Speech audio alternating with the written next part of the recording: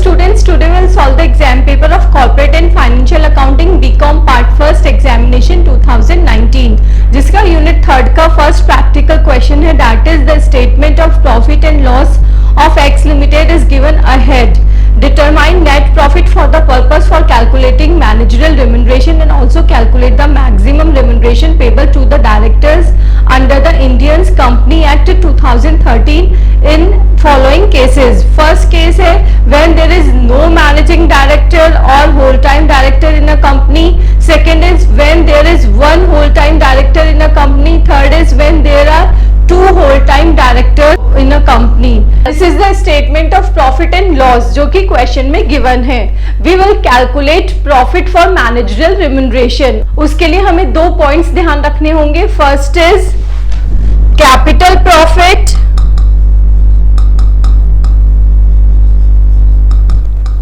Plus disallowed income. ये हो गया आपका first point.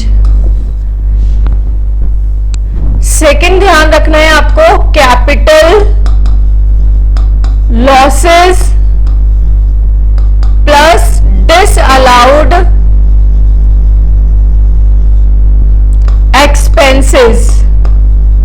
In the case of first situation जब आपके पास कैपिटल प्रॉफिट या डिसअलाउड इनकम होंगे तो आप उनको लेस कर देंगे क्योंकि आप पहले उनको ऐड कर चुके हैं इसलिए. और कैपिटल लॉसेस और डिसअलाउड एक्सपेंसेस को हम ऐड करेंगे क्योंकि हम उनको पहले लेस कर चुके हैं. Statement of profit and loss में जो भी इंफॉर्मेशन गिवन है उससे हम capital profit, capital loss, disallowed income, disallowed expenses को अलग कर लेते हैं. Profit on sale of building. अब ये देखिए इसकी कॉस्ट थी 1,80,000 की और बेची किस में है 1,92,000 में. दैट मीन्स 12,000 का आपको कैपिटल प्रॉफिट हुआ है. इस कैपिटल प्रॉफिट को आपने ऐड कर रखा है. अब आप यहाँ पे लेस करेंगे तो इधर आ गया लेस. ये है कैपिटल प्रॉफिट. नाउ नेक्स्ट, ये तो नॉर्मल है. एम्प्लॉय बेनिफिट में salaries, debenture trustee remuneration, this is normal. Directors remuneration by way of sitting fees. Sitting fees वाला डायरेक्टर रिम्यूनरेशन आप इंक्लूड करते हैं, ये अलाउड है. Cost, interest, depreciation and amortisation. Depreciation में आपने इंक्लूड किया डेवलपमेंट रिबेट. ये आपका डिसअलाउड एक्सपेंस है, इसको आप ऐड कर देंगे क्योंकि आप यहाँ लेस कर चुके हैं. नेक्स्ट है scientific research, new laboratory setup. ये भी आपका डिसअलाउड एक्सपेंसेस है, इसको ऐड करना है. Repairs, sundry expenses. Loss on sale of investment, ये आपका हो गया कैपिटल लॉस, इसको भी आप ऐड करेंगे.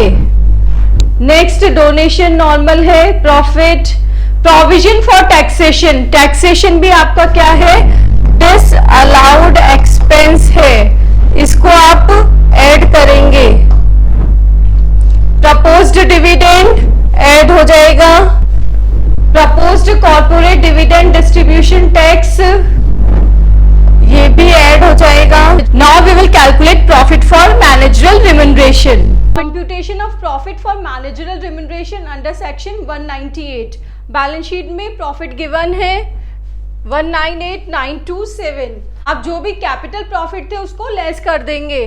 Capital profit included in profit for the year, sale of asset थी 12,000 की, इसको लेस कर दिया. और सारे जो भी डिसअलाउड एक्सपेंसेस थे उनको ऐड कर दिया. Development rebate, loss on sale of investment, ये था कैपिटल लॉस. साइंटिफिक रिसर्च वाला हो गया. Provision for taxation, final dividend paid for year, corporate dividend distribution tax. सारे आइटम्स ऐड हो गए हैं इस प्रॉफिट में, तो फाइनल प्रॉफिट आ गया हमारा 870,607. नाउ अब आपको तीन कंडीशंस गिवन है. फर्स्ट कंडीशन है when there is no managing और whole time director in a company. That means कोई भी होल टाइम डायरेक्टर या मैनेजिंग डायरेक्टर नहीं है. सारे पार्ट टाइम हैं, तो इस केस में 3% की रेट से आप मैनेजरल रिम्यूनरेशन देंगे, प्रॉफिट ऊपर कैलकुलेट हो चुका है। Second condition is when there is 1 whole time director, उस कंडीशन में 5% देना है, और 2 होल टाइम डायरेक्टर्स है तो 5 + 5 10% of the profit. Managerial remuneration 3% पे आ जाएगा 26,118, 5% पे 43,530, 10% पे 87060। इसी क्वेश्चन में आपको बी पॉइंट भी गिवन है, that is in Gujarat pharmaceutical limited there are 2 whole time directors and 3 part time directors. The whole time directors are entitled to commission at the rate of 10% of profit remaining after charging commission of the part time directors, and the part time directors are entitled for a commission of 1% the profit after charging the commission of whole time directors। तो आपको 2 conditions given है, whole time directors को commission मिलेगा कितने percent, 10% profit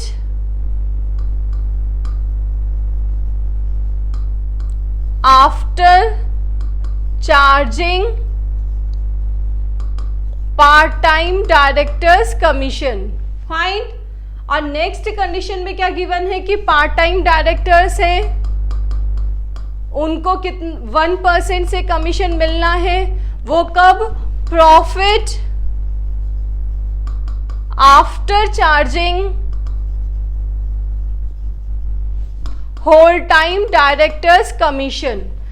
और profit आपको question में given है दैट इज 20 लाख।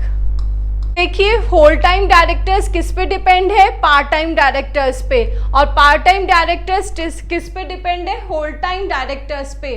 तो दैट मीन्स आपको किसका रिम्यूनरेशन अज्यूम करना है, होल टाइम डायरेक्टर का रिम्यूनरेशन अज्यूम करना है। वो क्या हो जाएगा, whole time directors commission should be x.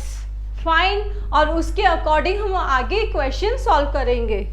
Eight the commission payable to whole time director is ₹X। Fine.